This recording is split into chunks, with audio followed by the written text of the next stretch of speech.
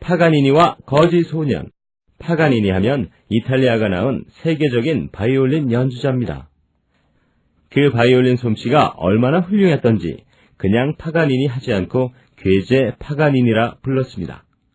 파가니니가 연주하는 바이올린 소리는 마치 천국에서 들려오는 음악 같았습니다. 파가니니의 신묘한 음악에 도취했던 어느 귀족 한 사람은 파가니니의 바이올린이 예사로운 것이 아니기 때문에 저런 아름다운 소리가 울리는 것이 분명해 라고 말했습니다. 그 말을 들은 파가니니는 빙긋이 웃으면서 그럴 리가 없습니다. 나의 바이올린은 여느 바이올린과 똑같은 것입니다. 자, 보십시오. 하고 자기의 바이올린을 내보였습니다. 귀족은 그것을 받아들고 자세히 살펴보았지만 정말 무슨 특별한 장치 같은 것이 있을 리가 없었습니다. 이상하다는 듯이 고개를 갸웃거리고 있는 귀족에게 파가니니는 난 무엇이든 줄만 매어 있으면 아름다운 소리를 낼 수 있습니다. 하고 자신있게 말하자 그 귀족은 그래요? 그럼 이 구두 바닥에도 바이올린 줄만 매어 있으면 켤 수 있단 말씀인가요? 네, 그렇습니다. 귀족은 재미있다는 듯이 자기 구두를 벗어 파가니니에게 내어주면서 말했습니다. 그럼 이 구두 바닥에 못을 박고 줄을 메어서 한번 켜보시오. 파가니니는 웃음을 띠며 구두를 받아들고 귀족이 하라는 대로 그렇게 했습니다. 사람들은 바이올린이 아닌 구두에서 무슨 신묘한 소리가 나올까 숨을 죽이고 기다리고 있었습니다. 마침내 파가니니의 손이 움직였습니다. 그 소리는 비록 작긴 했지만 바이올린에서 울려나오는 듯한 신비한 소리가 멜로디를 타고 울려 퍼졌습니다. 그 자리에 있던 사람들은 모두 탄성을 질렀습니다. 그렇듯 훌륭한 괴제 파가니니는 어려서부터 가난한 사람을 불쌍히 여기는 사랑의 마음으로 가득 차 있었습니다. 훌륭한 음악가가 됐다고 해서 가난한 사람들과 만나기를 싫어하거나 업신여기는 일이 조금도 없었습니다. 어쩌면 파가니니의 그 아름다운 마음씨로 해서 아름다운 음악이 울려나올 수 있었을는지도 모를 일이었습니다. 파가니니가 음악의 도시 빈으로 여행을 갔을 때였습니다. 마침 이른 여름이라 새 잎이 돋은 길가의 나무들은 매우 푸르고 아름다웠습니다. 파가니니가 그 아름다운 빈의 거리를 산책하고 있을 때 어느 길 모퉁이에서 바이올린 소리가 들려왔습니다. 서투른 솜씨로 켜는 이탈리아의 민요 오 나의 태양의 멜로디였습니다. 파가니니는 그 바이올린 소리가 나는 곳으로 찾아갔습니다. 거리 한 모퉁이에서 어린 소년이 바이올린을 켜고 있었습니다. 동정을 얻기 위해 켜는 바이올린인 것 같았는데 아무도 발걸음을 멈추려 하지 않았습니다. 그럴 수밖에 없었습니다. 소년이 입고 있는 옷차림으로 보아 거지나 다름없기 때문이었습니다. 아니, 사실 이 소년은 거지나 다름없는 형편에 놓여 있었습니다. 떠나온 고향 땅 이탈리아가 그리워서 이탈리아의 민요를 서투른 솜씨로 연주해서 지나가는 사람들에게 들려주며 몇 푼의 돈을 구걸해야 하기 때문이었습니다. 가족이라곤 어머니 한 분이 있을 뿐인데 어머니가 지금 몹쓸 병을 앓고 누워 있었습니다. 거지 소년의 두 뺨에서 눈물이 주르르 흘렀습니다. 소년 앞으로 다가선 파가니니가 이 모습을 보았습니다. 파가니니는 한 곡이 끝나기를 기다렸다가 네 고향이 이탈리아니? 하고 소년에게 말을 건넸습니다. 이탈리아 말로 묻기 때문에 소년은 깜짝 놀랐습니다. 겁을 먹은 얼굴로 네, 저는 이탈리아 소년이에요. 하지만 잘못한 일은 없어요. 하고 더듬더듬 말했습니다. 네가 잘못했다는 것이 아니야. 왜 조국인 이탈리아를 떠나 남의 나라에 와서 바이올린을 켜가며 구걸을 하고 있는 거니? 파가니니가 다시 묻자 소년은 울먹이는 목소리로 그럴 사정을 모두 말했습니다. 파가니니는 묵묵히 듣고 있다가 소년의 말이 끝난 후 얘야, 네 바이올린을 잠시만 빌려다오. 하고 소년에게서 바이올린을 건네받았습니다. 그리고 즉시 한 곡을 켜기 시작했습니다. 파가니니의 바이올린 솜씨는 정말 훌륭한 것이어서 줄을 짚는 내 손가락은 춤을 추는 듯했고 활을 긋는 바른 손은 제비가 나는 것처럼 빨랐습니다. 그 손과 손 사이에서 일어나 울리는 신비로운 멜로디가 거리에 울려 퍼졌습니다. 순식간에 사람들이 구름처럼 모여들었습니다. 모두 넋을 잃고 황홀한 듯이 파가니니의 음악에 귀를 기울였습니다. 연주가 끝나자 우레와 같은 박수가 터졌습니다. 이야, 파가니니가 비내왔다던데. 저 사람이 파가니니가 틀림없어. 하고 사람들은 말했습니다. 그런데 연주를 마친 후 파가니니는 헌 모자를 들고 둘러있는 사람들 앞을 거닐면서 동정을 청했습니다. 사람들은 아낌없이 돈을 던져주었습니다. 금세 모자 가득히 돈이 모였습니다. 파가니니는 그 돈을 소년에게 주면서 자, 이만하면 어머니의 병도 고치고 네가 좋아하는 바이올린 공부도 계속할 수 있겠지? 어서 고향으로 돌아가서 꿋꿋하게 살아라. 하고 조용히 말했습니다. 소년은 감격의 눈물을 흘리면서 어쩔 줄 몰랐습니다. 근데 아저씨는 누구세요? 나도 너처럼 이탈리아 사람이란다. 내 이름은 파가니니다. 이 대화를 엿들은 사람들은 일제히 함성을 지르면서 다시 박수를 쳤습니다. 인정 많은 파가니니는 연주에서 번 많은 돈을 가난한 사람을 위해 썼습니다.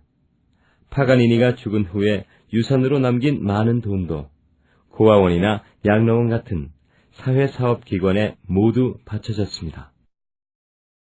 꽤 많은 당나귀. 나귀에 물건을 싣고 팔러 다니는 장사꾼이 있었습니다. 무엇이든 싼 물건이 있으면 사서 나귀 등에 싣고 다음 마을로 갔습니다. 그리고 그 거울에 특산물을 사서 싣고 다른 마을로 가는 것이었습니다. 한 번은 바닷가 마을에서 소금을 한 바리 사서 싣고 다음 마을로 가게 됐습니다. 아이고, 무거워라. 소금이란 굉장히 무거운 물건이고, 당나귀는 힘이 들어 땀을 뻘뻘 흘렸습니다. 어서 가자. 이렇게 꿈을 대다간 해지기 전에 못 들어가겠다. 짐이 무거워 비틀대는 나귀를 장사꾼이 철썩 때렸습니다. 깜짝 놀란 당나귀는 모든 말로 펄쩍 뛰다가 그만 미끄러져 개울 속에 빠졌습니다. 어서 일어나지 못해! 장사꾼이 고삐를 잡아 끌었으나 당나귀는 짐이 무거워 좀처럼 일어나지 못했습니다. 아니, 이놈이 꾀를 부리나? 한동안 실랑이를 벌이던 당나귀는 겨우 일어나 개울에서 나왔습니다. 그런데 이상한 일이 일어났습니다. 물에 흠뻑 젖었기 때문에 짐은 더 무거울 줄 알았는데 오히려 가벼워지질 않았겠습니까? 이상하다. 어째서 짐이 가벼워졌지? 당나귀는 이상하다는 듯 고개를 흔들었습니다. 알 수 없는 일이다. 다음 개울에서 한 번 더 넘어져 볼까? 이렇게 생각한 당나귀는 다음 겨울에서 일부러 넘어졌습니다. 이놈이 꾀를 부리는구나! 장사꾼은 화가 나서 채찍으로 마구 후려쳤습니다. 내 추측이 맞군. 개울에서 한 번 넘어질 때마다 짐은 훨씬 가벼워진단 말이야. 꽤 많은 당나귀는 기분이 좋아서 혼자 웃었습니다. 요놈이 꾀를 부려가지고 나를 골탕 먹이려 드는군. 화가 난 장사꾼은 당나귀를 혼내주려는 궁리를 했습니다. 그래서 다음 마을에서는 소금을 팔고 솜을 한 바리 사서 실었습니다. 솜은 물을 먹으면 점점 무거워지기 때문입니다. 아무리 꾀가 많은 당나귀라 하더라도 이런 사실은 모르고 있었습니다. 한참 가다가 개울을 건너게 되자 또 일부러 넘어졌습니다. 그러나 당나귀가 개울에서 나왔을 때는 짐이 훨씬 더 무거워져 있었습니다. 소금은 물에 녹아서 짐이 가벼워졌지만 솜은 물을 먹기 때문에 더 무거워진 것입니다. 불쌍한 당나귀는 물 먹은 솜을 등에 지고 비틀비틀 힘겹게 걸어갔습니다. 아니, 이놈아! 왜 이리 늑장을 부리는 거야? 어서 가자! 주인은 비틀거리는 당나귀의 엉덩이를 사정없이 후려쳤습니다. 사자 가죽을 쓴 당나귀. 당나귀가 길을 가다가 죽은 사자의 가죽을 발견했습니다. 이건 내가 가져가서 털외투로 써야겠다. 당나귀는 황갈색 털이 달린 사자의 가죽을 주워서 자기의 몸에 걸쳤습니다. 우와, 이 얼마나 멋진 외투냐. 내 몸에 꽉 맞는구나. 당나귀는 기뻐서 껑충껑충 뛰면서 들판을 달려갔습니다. 평소에 자기를 얕잡아 보던 동물들에게도 모습을 보이고 싶었습니다. 그러자 겁 많은 동물들이 무서워 벌벌 떨며 흩어져 달아났습니다. 아니, 내가 그처럼 무섭나? 당나귀는 재미도 있고 어깨가 으쓱거려졌습니다. 당나귀는 점잖고 권위 있게 사자의 흉내를 내보았습니다. 그러나 그의 입에서 나온 소리는 당나귀의 울음소리에 불과했습니다. 어라, 저건 당나귀 울음소리 아냐? 그러고 보니까 당나귀 놈이 사자 가죽을 쓰고 날뛰는군. 꽤 많은 여우는 당나귀의 정체를 알아차리고 가까이 다가갔습니다. 당나귀는 그것도 모르고 여전히 사자의 흉내를 냈습니다. 잡아먹겠다. 사자 가죽을 쓴 당나귀가 사자의 흉내를 내며 여우를 겁주려 했습니다. 토끼를 겁주어 도망치게 하고 양떼를 겁주어 흩어지게 했던 수법을 여우에게도 써먹으려 했던 것입니다. 난 조금도 겁나지 않아. 꼬리가 두 달린 동물은 건의가 없거든. 여우가 싸늘하게 웃으며 당나귀 꼬리를 잡아당겼습니다. 당나귀는 아파서 비명을 질렀습니다. 발톱이 달아서 발이 뭉툭한 사자는 겁날 게 없거든. 그러면서 여우는 당나귀의 앞다리를 살짝 깨물었습니다. 당나귀는 온 들판이 떠나갈 만큼 비명을 지르면서 걸음아 날 살려라 도망쳤습니다. 그 바람에 사자의 가죽이 반쯤 벗어져서 당나귀의 머리가 드러났습니다. 뒷귀에 넘어간 여우. 여우와 당나귀가 친구가 되어 사이좋게 살고 있었습니다. 여우는 꾀가 많고 당나귀는 겁이 많았습니다. 우린 친구니까 어떤 어려운 일이 있더라도 서로 도와야 해. 그럼. 여우와 당나귀는 양지바른 풀밭에서 오손도손 이야기를 나누고 있었습니다. 갑자기 사자가 나타났습니다. 사자다! 큰일 났다. 어쩌면 좋지? 여우와 당나귀는 도망도 못 가고 부들부들 사시나무처럼 떨었습니다. 그때 꽤 많은 여우는 한 가지 꾀를 생각해냈습니다. 여우는 사자 옆으로 다가서며 말했습니다. 사자님, 저를 살려주신다면 저 당나귀를 잡을 수 있게 도와드리겠어요. 그래, 좋지. 사자는 고개를 끄덕였습니다. 그러나 당나귀는 여우가 사자에게 무슨 말을 했는지 몰랐습니다. 여우는 당나귀 옆으로 돌아왔습니다. 당나귀야! 무슨 수라도 생각났니? 좋은 수가 있어. 여우는 당나귀 귀에다 입을 대고 속삭이듯 이야기했습니다. 당나귀는 여우를 따라 옆으로 갔습니다. 여우는 당나귀를 깨어 근처에 있는 함정으로 빠뜨렸습니다. 여우야, 이건 함정 아니니? 그래, 함정이야. 넌 거기서 죽는 거야. 사자의 밥이 되는 거라고. 여우는 사자 옆으로 가서 이야기했습니다.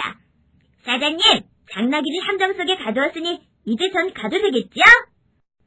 여우가 옆길로 가려고 하자 사자는 재빨리 여우 앞을 막으며 큰소리 쳤습니다. 이놈아, 당나귀는 함정 속에 빠져 도망갈 수 없으니 아무 염려가 없다. 그런데요? 몰라서 그러니? 넌 도망갈 놈이니까 너부터 잡아먹어야겠다. 사자는 큰 입을 벌려 여우의 꼬리를 덥석 물었습니다. 그리고는 번쩍 들어 두어 바퀴 빙빙 돌렸습니다. 박쥐. 아주 먼 옛날이었습니다. 들짐승과 날짐승은 서로 자기들이 더 힘이 세다고 우겨댔습니다. 좋아, 그렇다면 싸워서 결정하자. 좋다, 각오해! 이렇게 하여 들짐승과 날짐승 사이에 무서운 싸움이 벌어졌습니다. 박쥐는 어느 편을 들까 망설였습니다. 옳지, 가만히 보고 있다가 싸움에 이기는 쪽으로 붙어야지. 박쥐가 싸움을 보고 있으니 들짐승이 이길 것 같았습니다. 박쥐는 들짐승의 왕인 사자에게 찾아갔습니다. 사자님, 절 보세요. 쥐와 닮았죠? 그러니 저도 들짐승이랍니다. 들짐승의 편을 들어 싸우게 해주세요. 사자가 박쥐를 가만히 살펴보더니 대답했습니다. 그렇게 하렴. 열심히 싸워야 한다. 네, 누구보다도 용감하게 싸우겠습니다. 싸움은 계속됐습니다. 그런데 날짐승이 기운을 회복하여 이번에는 들짐승이 불리해졌습니다. 들짐승은 날짐승이 하늘에서 던지는 돌과 나무 조각을 피해 숲속으로 숨었습니다. 박쥐는 슬며시 걱정이 됐습니다. 이거 어떻게 하나? 박쥐는 날짐승의 왕인 독수리를 찾아갔습니다. 독수리님, 저의 날개를 좀 보세요. 저도 날짐승이랍니다. 그러니 저도 들짐승과 싸우게 해주세요. 부탁입니다. 그렇게 해라. 독수리는 못마땅했지만 허락해 주었습니다. 네, 고맙습니다. 그 후로도 싸움은 며칠이나 계속됐습니다. 들짐승과 날짐승은 모두 싸움에 지쳤습니다. 그래서 사자와 독수리는 화해를 하기 위해 만났습니다. 이제 싸움은 끝나고 평화가 다시 왔습니다. 그러나 박쥐는 들짐승과 날짐승 모두에게서 따돌림을 당했습니다. 너같이 비겁한 놈은 2번 다시 나타나지 마라! 그 후로 박쥐는 어두컴컴한 동굴 속에 숨어 살면서 밤에만 돌아다니게 됐습니다.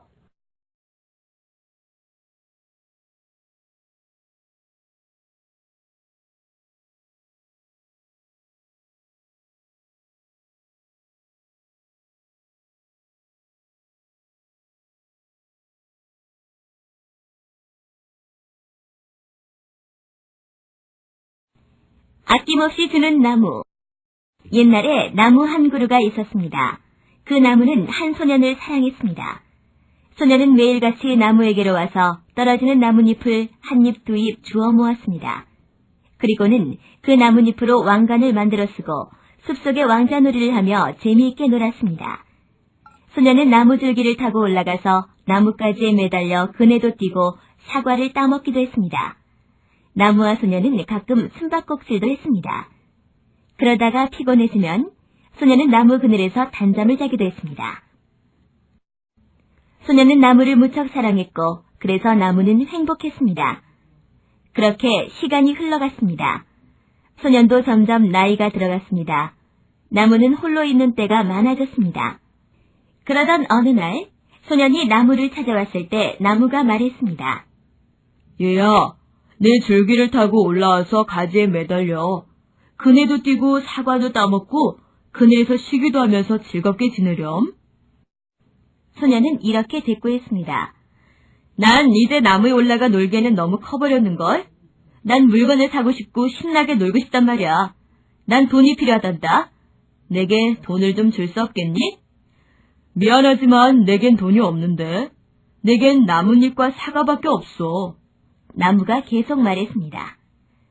아, 내 사과를 따다가 도회지에 가서 파는 게 어때? 그러면 돈이 생기고 너도 행복해질 거야. 그 말을 들은 소년은 나무 위로 올라가 사과를 다 따가지고 가버렸습니다. 그래도 나무는 소년이 행복해질 것을 생각하니 기뻤습니다. 그러나 떠나간 소년은 오랜 세월이 지나도록 돌아오지 않았습니다. 그래서 나무는 슬펐습니다. 그러던 어느 날 소년이 돌아왔습니다. 나무는 너무 기뻐서 몸을 흔들며 말했습니다. 얘야, 내 줄기를 타고 올라가서 가지에 매달려. 그네도 뛰고 즐겁게 지내려무나? 소년이 무뚝뚝하게 말했습니다. 안 돼. 난 나무에 올라갈 만큼 한가하지 않단 말이야.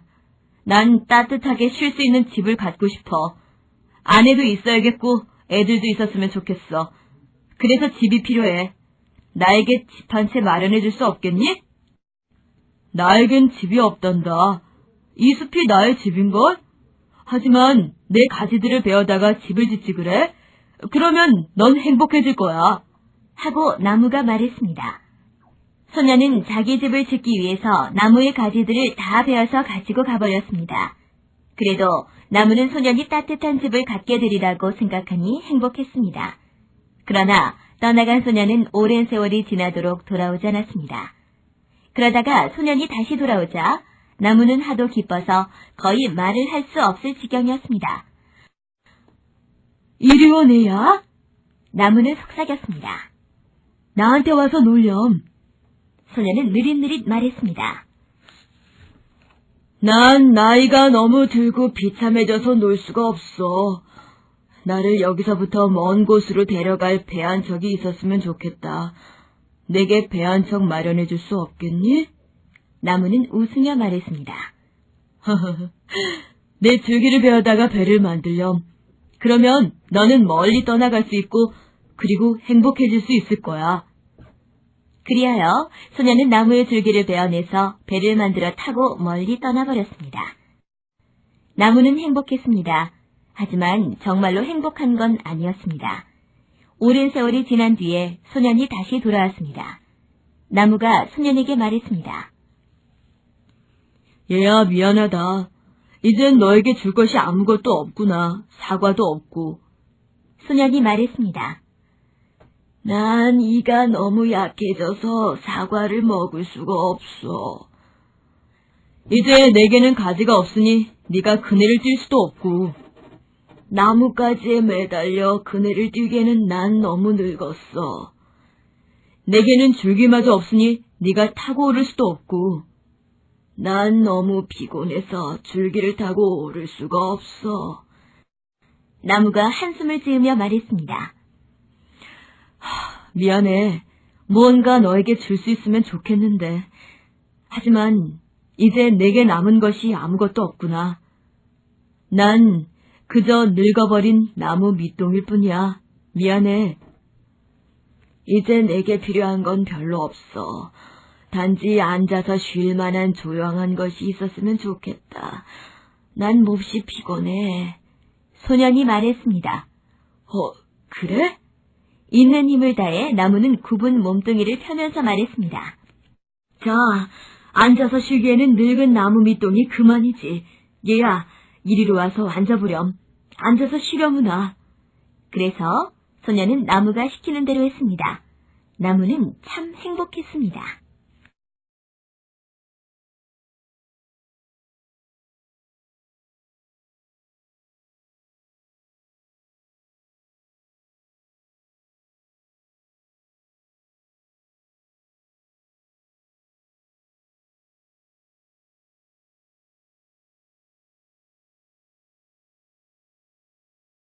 성냥팔이 소녀. 크리스마스 전날 밤이었습니다. 하늘에서는 눈이 펑펑 내리고 있었습니다. 거리의 사람들은 선물 꾸러미를 들고 바쁘게 오고 갔습니다. 모두 즐거운 모습들이었습니다. 그곳에 성냥을 파는 한 소녀가 나타났습니다. 성냥 사세요, 성냥요. 하지만 어느 누구도 소녀를 거들떠보지 않았습니다. 소녀의 옷은 다 헤어져 너무 추워 보였습니다. 어떡하지? 오늘은 꼭 팔아야 하는데. 소녀는 풀죽은 모습으로 다시 한번 외쳤습니다. 성냥 좀 사세요.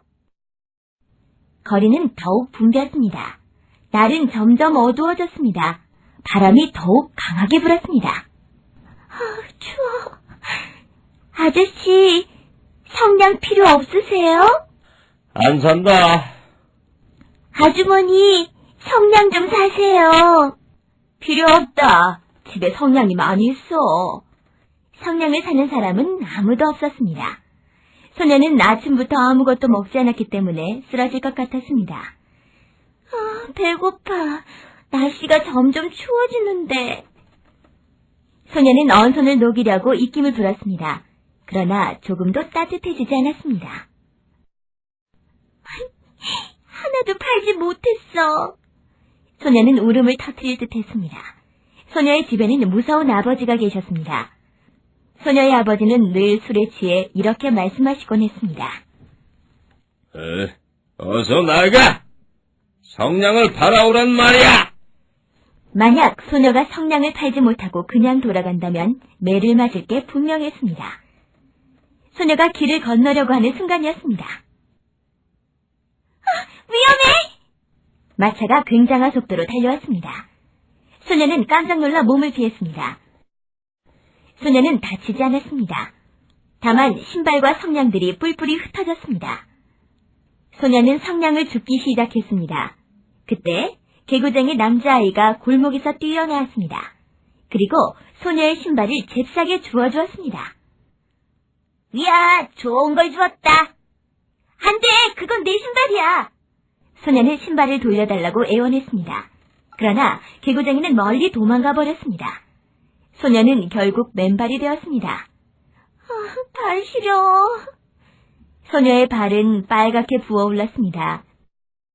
소녀는 갈 곳이 없어 거리를 터벅터벅 걸었습니다. 사람들은 집으로 돌아가고 거리는 조용하였습니다. 집집마다 불이 환하게 켜졌습니다. 나도 저런 집이 있었으면 좋겠어. 어머니가 살아계실 땐 그래도 행복했는데. 소녀는 어머니가 그리웠습니다. 눈은 멈추지 않고 계속 내렸습니다. 소녀의 발은 이제 꽁꽁 얼어붙을 지경이었습니다. 집으로 돌아갈까? 아니야. 아버지께 매맞은 것은 정말 싫어. 소녀는 이렇게 중얼거리며 계속 걸었습니다. 한참을 걷다 보니 어느 동네로 들어서게 되었습니다. 어디선가 음악 소리가 들렸습니다. 칠면조 부위 냄새도 났습니다. 소녀는 더욱 배가 고팠습니다. 소녀는 잠시 발길을 멈춰섰습니다. 소녀가 멈춰선 곳은 어느 집 앞이었습니다. 그 집은 창을 통해 방 안이 들여다보였습니다. 저 아름다운 트리 좀 봐. 소녀는 방 안의 크리스마스 트리를 보고 감탄하였습니다. 방 안에는 어린애들이 부모로부터 선물을 받고 즐거워하고 있었습니다. 이야, 내가 좋아하는 장난감이다. 사내 아이가 소리쳤습니다. 이건 내가 갖고 싶었던 인형이야. 여자아이가 인형을 꼭 안았습니다. 소녀는 아이들이 한없이 부러웠습니다. 자, 어서들 먹어요. 아이들 어머니가 음식을 나누어 주었습니다. 소녀는 배가 고파서 더 이상 서 있을 수가 없었습니다. 그래서 그 집 계단에 쪼그리고 앉았습니다. 손과 발은 얼음처럼 차가웠습니다. 손을 따뜻하게 녹일 수 있다면 얼마나 좋을까. 소녀는 추위를 피할 방법을 생각해 보았습니다. 그러다가 깜빡 졸았습니다. 그러나 몸이 추워 긴 잠을 잘 수 없었습니다. 금세 깨어난 소녀가 성냥을 보고 좋은 생각을 떠올렸습니다. 그래, 이 성냥으로 불을 켜서 몸을 녹이는 거야. 소녀는 급히 성냥갑에서 성냥을 꺼냈습니다. 손이 얼어 잘 집어지지 않았습니다. 소녀는 성냥 한 개비에 불을 붙였습니다. 바람이 불어 불이 꺼져버렸습니다. 다시 불을 붙였습니다. 그런데 이게 어찌 된 일일까요? 소녀가 불을 켜자 커다란 난로가 나타나는 것이었습니다. 난로다! 난로야! 소녀는 언손을 난로 속으로 가져갔습니다. 손이 따뜻해져 왔습니다. 그러나 금세 성냥불이 꺼졌습니다. 난로도 어디론가 사라져버렸습니다. 난로가 어디로 갔을까? 소녀는 아쉬워했습니다. 다시 용기를 내어 새 성냥 한 개비에 불을 붙였습니다. 맛있겠다. 이번에는 김이 모락모락 나는 칠면조, 바삭바삭 구운 과자, 싱싱한 과일들이 나타났습니다. 저건 이제껏 보지도 못한 과자네. 소녀는 음식들을 정신없이 보고 있었습니다. 그때였습니다. 포크가 꽂혀있는 칠면조 부위가 소녀를 향해 걸어오는 것이 아니겠습니까? 고기가 걷네? 소녀는 손을 내밀었습니다. 고기에 손이 닿을 듯 했습니다. 그 순간 성냥불이 꺼지고 말았습니다. 소녀는 너무나 안타까웠습니다. 소녀는 또 한 개의 성냥을 꺼냈습니다. 그리고 불을 붙였습니다. 주위가 환해지더니 아름답게 꾸며진 크리스마스 트리가 나타났습니다. 와, 정말 멋진 트리야. 소녀는 가슴이 벅차올랐습니다. 아까 창문 너머로 보았던 트리보다 훨씬 멋있었습니다. 트리에는 갖가지 색깔의 방울이 달려 있었습니다. 바람이 지나갈 때마다 방울에서 아름다운 소리가 났습니다. 또 많은 촛불들이 켜져 있었습니다. 촛불들은 소녀의 마음을 따뜻하게 비추었습니다. 잠시 후 그 촛불들은 하나둘씩 하늘로 올라갔습니다. 촛불들이 어디로 가는 걸까? 소녀는 고개를 들어 하늘을 쳐다보았습니다. 성냥불은 곧 꺼질 듯 했습니다. 그러나 촛불들은 더 강하게 빛을 냈습니다. 영원히 꺼지지 말았으면... 소녀는 행여 촛불이 또다시 꺼질까봐 걱정이 되었습니다. 트리에 있었던 촛불들은 모두 하늘로 올라가 버렸습니다. 마침 소녀가 들고 있던 성냥불이 꺼졌습니다. 그러자 하늘로 올라간 촛불들이 그 자리에서 별이 되었습니다. 하늘엔 수많은 별들이 반짝반짝 빛났습니다. 우와, 별빛이 참 곱다. 소녀는 밤하늘에 빛나는 별빛을 받고 있었습니다. 그때 별 하나가 길게 꼬리를 물고 떨어졌습니다. 누군가가 죽는구나. 소녀는 떨어지는 별을 보며 중얼거렸습니다. 별이 하나 떨어지면 누군가 죽는 것이라고 가르쳐준 사람은 할머니였습니다. 할머니, 오늘 밤 죽는 사람은 누구죠? 소녀는 마치 할머니가 옆에 계시는 듯 이렇게 물었습니다. 소녀는 또 다른 성냥을 하나 그었습니다. 불이 켜지자 그리운 할머니가 나타났습니다. 할머니, 얼마나 보고 싶었는지 몰라요. 소녀는 할머니 품에 안기고 싶었습니다.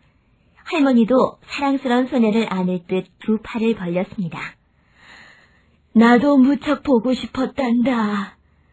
할머니! 소녀는 할머니 품에 안겼습니다. 할머니는 소녀를 따뜻하게 감쌌습니다. 혼자 고생 많았지? 할머니, 전 혼자 내버려두지 마세요. 할머니는 소녀를 쓰다듬었습니다. 소녀는 꿈을 꾸는 것 같았습니다. 소녀는 할머니가 세상을 떠난 후 어떻게 살았는지를 모두 얘기했습니다. 착하기도 하지, 내 손녀딸. 할머니는 소녀를 가엾게 생각했습니다. 소녀는 눈물을 흘리고 말았습니다. 이제는 내가 언제까지나 너를 지켜주겠다. 할머니는 이렇게 약속했습니다. 그때 소녀가 들고 있는 성냥불이 깜빡거렸습니다. 안 돼요. 성냥불이 꺼지면 모든 게 사라져요. 할머니, 떠나시면 안 돼요. 소녀는 부랴부랴 몇 개의 성냥을 한꺼번에 그었습니다. 성냥불이 타올라 주위가 대낮같이 밝아졌습니다. 할머니는 소녀를 꼭 껴안았습니다. 그리고 할머니는 소녀를 데리고 하늘로 올라가기 시작했습니다. 할머니, 어디로 가시는 거예요? 전국으로 간단다. 이제 할머니와 헤어지지 않겠어요? 그래, 함께 살자꾸나. 할머니와 소녀는 점점 더 높이 올라갔습니다. 소녀는 더 이상 춥지도 않고 배고프지도 않았습니다. 할머니, 엄마를 만날 수 있을까요? 그럼, 전국에 가면 엄마가 맛있는 음식을 준비해놓고 기다리고 있단다. 소녀의 가슴은 부풀어 올랐습니다. 이윽고 두 사람은 천국에 이르렀습니다. 엄마! 어서 오렴, 내 딸아. 천국에는 소녀가 그토록 보고 싶어하던 어머니가 있었습니다. 그리고 맛있는 음식들과 크리스마스 트리가 준비되어 있었습니다. 엄만 살아계실 때의 모습 그대로예요. 정말 행복해요. 그래, 나도 널 만나서 너무 기쁘다. 소녀는 활짝 웃었습니다. 소녀는 이제 성냥을 팔 필요도 없고 아버지에게 매맞을 일도 없어졌습니다. 소녀는 맛있는 음식을 실컷 먹었으며 예쁜 인형을 가질 수 있었습니다. 크리스마스 날이 밝았습니다. 눈이 그치고 아주 밝은 햇살이 쏟아지고 있었습니다. 사람들은 크리스마스를 축하하기 위해 거리로 나왔습니다. 웬 소녀가 쓰러져 있다. 한 사람이 소리쳤습니다. 지나가던 사람들이 소녀 곁으로 모였습니다. 그 소녀는 어제 저녁에 성냥을 팔던 소녀였습니다. 이거 큰일 났군. 꽁꽁 얼어붙었어. 어서 의사 선생님을 부르자. 사람들은 웅성거렸습니다. 소녀는 마치 편안히 잠들어 있는 것처럼 보였습니다. 의사가 달려왔습니다. 의사가 소녀의 팔목을 잡았습니다. 맥박을 짚어보기 위해서입니다. 이런, 벌써 죽었어요. 의사는 사람들을 향해 말했습니다. 조금만 일찍 발견하였더라면 좋았을 텐데. 사람들은 안타까워하였습니다. 죽은 소녀 곁에는 타버린 성냥개비들이 수북이 쌓여 있었습니다. 집이 없는 소녀였구나. 아유, 그럴 줄 알았다면 성냥을 샀을 텐데 귀찮다고만 생각했어요. 사람들은 저마다 후회했습니다. 어제 저녁 소녀에게 말 한마디 건네지 않았던 사람들입니다. 한 아주머니가 죽은 소녀를 안았습니다. 아유, 이렇게 가여울 수가. 그 아주머니는 소녀가 성냥을 팔아달라고 했을 때 냉정하게 대했습니다. 아주머니는 뜨거운 눈물을 흘렸습니다. 아주머니의 딸은 성냥팔이 소녀 또래였습니다. 정말 가여워요. 그 딸도 눈물을 흘렸습니다. 사람들은 자기들이 즐거운 밤을 보내고 있을 때 소녀가 죽은 것에 대해 가슴 아파했습니다. 우리 모두의 잘못이에요. 맞아요. 내가 즐겁다고 해서 다른 사람을 거들떠보지 않은 것은 큰 잘못이에요. 주위가 조용해졌습니다. 사람들은 소녀를 따뜻한 곳에 묻은 후 성당에 모였습니다. 죽은 소녀를 위해 모두 기도합시다. 신부가 말했습니다. 하나님, 그 불쌍한 소녀가 천국에 가도록 해주세요. 사람들은 한결같이 기도하였습니다. 그들에게는 영원히 잊지 못할 크리스마스가 되었습니다. 그 후 사람들은 자신만 잘 살면 된다는 욕심을 버렸습니다. 그리고 오래도록 소녀를 기억하게 되었습니다. 소녀는 사람들의 마음속에 영원히 살아있게 되었습니다.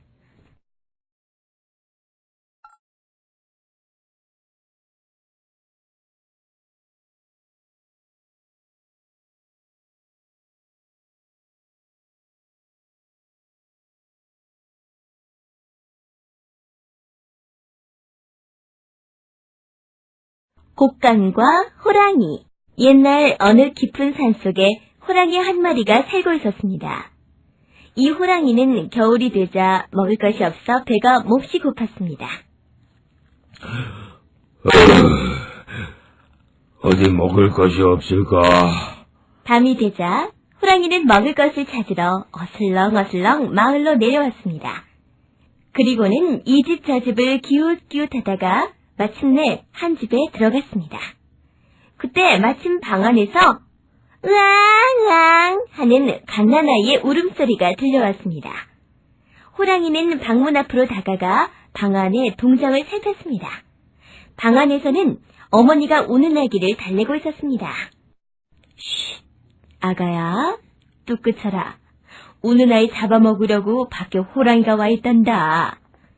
그러자 호랑이는 눈이 휘둥그레져서 큰일 났군. 아니, 내가 와 있는 걸 어떻게 알았지? 하고 생각했습니다. 그런데도 아기는 앙앙 하고 계속 울어댔습니다. 아니, 저 녀석 좀 봐라. 내가 와 있다는데도 조금 더 무서워하지 않고 계속 큰 소리로 울어? 정말 용감하고 무서운 녀석인걸? 하고 생각했습니다. 그런데 이게 웬일입니까? 어머니가 곶감을 내주면서 아가야, 곶감 여기 있다. 곶감, 이젠 또 하고 말하자 그때야 아이가 울음을 뚝 그치는 것이었습니다. 곶감이란 놈은 아주 대단한 놈인가 보다. 오늘은 참 재수없게도 무서운 곳을 찾아왔군. 호랑이는 잔뜩 겁을 먹고 슬금슬금 뒷걸음질쳐 돌담 아래까지 왔습니다. 그때였습니다. 소도둑이 살금살금 담장을 기어올라 돌담 아래에서 웅크리고 있는 호랑이를 보았습니다. 옳지. 소를 마침 저기다 메어두었군. 소도둑은 기뻐하면서 담장에서 뛰어내려 호랑이의 등에 털썩 올라탔습니다. 호랑이는 기겁을 하여 있는 힘을 다해 도망쳤습니다. 그러자 소도둑은 눈을 크게 뜨고 속으로 생각했습니다. 아이고, 이거 큰일 났군. 이건 송아지가 아니라 호랑이구만. 가만히 자. 일이 이렇게 된 이상 이놈 등에서 떨어지면 잡아먹히고 말 테니 떨어지지 않도록 단단히 붙잡아야지. 도둑은 호랑이의 목덜미를 꽉 붙잡고 몸을 등에다 찰싹 갖다 붙였습니다. 호랑이는 더욱더 놀라서 있는 힘을 다해 마구 달렸습니다. 재수없게 곶감이란 놈한테 걸렸으니 이제 살아가는 도리가 없겠어. 호랑이가 이렇게 생각하며 달아나는데 마침 큰 나무 밑을 지나다가 소도둑이 나뭇가지에 부딪혀 호랑이의 등에서 떨어졌습니다. 호랑이는 그제야 안심을 하면서 이제 살았구나. 세상에 나보다도 무서운 곶감이란 놈이 다 있으니 큰일 날 뻔했다. 하고 달아나 버렸습니다. 소도둑은 소도둑대로 주벌거렸습니다. 이제 살았다. 오늘은 정말 재수가 없었어. 앞으로는 도둑질을 하지 말아야지. 그 후부터 마을에는 호랑이도 소도둑도 나타나지 않았습니다. 떡보 만세! 옛날 우리나라와 지혜를 겨루기 위해서 중국의 사신이 압록강 근처까지 왔다는 소식이 전해졌습니다. 이 소식이 전해지자마자 나라 안이 발칵 뒤집혔습니다. 나라의 명예에 관한 중대한 일이라 여기고 여러 대신들이 모여 의논한 끝에 마침내 우리나라에서도 지혜로운 사람을 뽑아서 보내기로 했습니다. 중국 사신과 맞서서 지혜를 겨룰 자신 있는 사람을 구함, 신분이 높고 낮음은 상관하지 않음, 만약 지혜 겨룸에서 이기게 되면 본인이 원하는 대로 상을 줌. 그러나 영을 내린 지 여러 날이 지났는데도 나서는 사람이 없었습니다. 섣불리 대답하여 이 지혜 겨룸에서 지는 날에는 그야말로 큰일이기 때문이었습니다. 조정의 대신들은 마음이 조급해졌습니다. 그럴 즈음 압록강 근처 의주 땅에 떡보라는 뱃사공이 자기가 해보겠노라고 나섰습니다. 그는 떡을 아주 좋아했기 때문에 이와 같은 별명이 붙었습니다.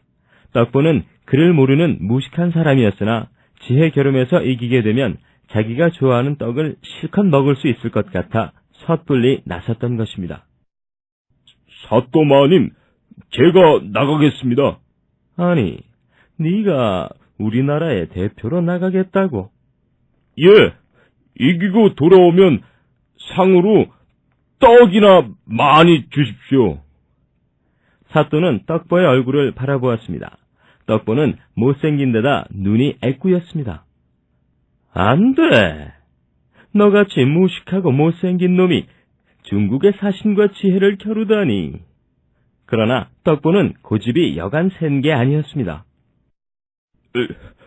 아니, 얼굴이 잘생겼다고 지혜가 마늘한 법이 있나요? 황홀한 장수도 말에서 떨어진 일이 있지 않습니까? 오히려 소인 같은 사람이 성공하는 수가 많으니까 보내만 주세요. 꼭 이기고 돌아올 테니까. 떡보의 자신만만한 말을 들은 사또는 떡보에게 단단히 다짐을 받았습니다. 이번 일은 나라의 위신에 관계되는 중대한 일이다. 만일 네가 실수하여 지게 되는 날에는 살아남지 못하리라. 알겠느냐? 예, 알겠습니다. 그러나 이기고 돌아오면 약속대로 떡이나 많이 주십시오. 마침내 떡보가 중국 사신과 지혜를 겨룰 날이 다가왔습니다. 떡보는 배가 고프면 묻는 말에 대답하기 어려울 것 같아 우선 떡집에 가서 외상으로 큰 인절미 5개를 사 먹었습니다. 떡보가 배를 저어 강 한가운데로 나가자 사신도 배를 저어 이쪽으로 왔습니다. 중국 사신이 먼저 떡보의 애꾸눈을 보고 비웃었습니다. 제가 사공의 눈을 쪼았구려. 좀 자는 사람이 남의 외모나 보고 흉을 보다니. 괘씸하다고 생각한 떡보는 사신의 얼굴을 똑바로 쳐다보았습니다. 그런데 이게 웬일입니까? 분명 중국 사신의 입이 조금 비뚤어져 있지 않겠습니까? 옳지, 됐다 하고 떡보는 그것을 비웃었습니다. 바람이 사신의 입을 스쳤구려. 이 말을 들은 중국 사신은 깜짝 놀랐습니다. 보잘것없는 뱃사공에게 망신을 당했다고 생각했습니다. 또 중국 사신은 다음 문제를 물었습니다. 말은 하지 않고 엄지와 검지손가락을 붙여서 동그라미를 만들어 보였습니다. 하늘은 둥글다는 뜻이었습니다. 하지만 무식한 떡보는 그것을 다르게 해석하였습니다. 이 사람 좀 봐라. 어느 사이에 내가 떡 사 먹은 걸 본 모양이로구나. 떡이 둥글더냐고 묻는 것을 보니. 그래서 떡보는 떡이 둥글지 않다는 뜻으로 손가락으로 네모를 만들어 보였습니다. 인절미는 네모난 것이기 때문이었습니다. 이를 보자 중국 사신은 다시 한번 깜짝 놀랐습니다. 사신은 떡보가 해보이는 이 네모꼴을 떡보와는 다르게 해석하였습니다. 즉, 하늘은 둥글다는 자기의 신용에 떡보가 땅은 네모다라는 신용을 했다고 생각했던 것입니다. 그리고 자기가 낸 문제 하늘에 대해서 땅을 들고 와 설명하는 떡보의 지혜에 감탄하지 않을 수 없었습니다. 그러면서도 이번에는 좀 더 어려운 문제를 내어보리라 생각하고 손가락 3개를 내밀었습니다. 그것은 사람이 사는 데 필요한 3가지 도리, 즉 삼강을 아느냐는 물음이었습니다.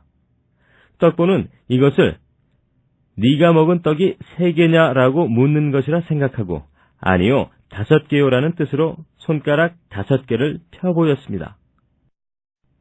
그러자 사신은 아까보다 더 크게 놀랐습니다. 자기가 삼강을 물었는데 떡보가 삼강뿐만 아니라 오륜까지도 안다고 대답했기 때문이었습니다. 물론 이것도 떡보의 무식한 대답을 중국 사신이 유식하게 해석했던 것입니다. 오륜도 삼강과 더불어 사람이 살아가며 지켜야 할 5가지의 도덕이랍니다. 이러다간 오히려 망신만 당하겠구나 생각한 중국 사신은 이번에는 좀 더 어려운 문제를 묻기로 했습니다. 그리고 자기의 수염을 쓰다듬어 보였습니다. 즉, 수염이란 염자가 든 중국의 옛 임금인 염제 신농씨를 아느냐는 뜻으로 자기의 수염을 쓰다듬어 보였던 것이었습니다. 그러나 떡보는 사신이 수염을 쓰다듬는 걸 보고 떡이 맛이 있더냐라고 묻는 것으로 오해하고 배를 내밀고 손으로 문질렀습니다. 맛이 좋아. 많이 먹었더니 배가 부르더라. 는 뜻이었습니다. 이를 본 중국 사신은 자리에서 벌떡 일어서더니 어쩔 줄을 몰라 했습니다. 이 나라에는 재주 있는 사람이 많구나. 저런 뱃사공까지도 이렇게 유식한 것을 보니 더 이상 지혜를 겨루다가는 망신을 당하겠다. 소년 파가니니와 거지 소년. 파가니니 하면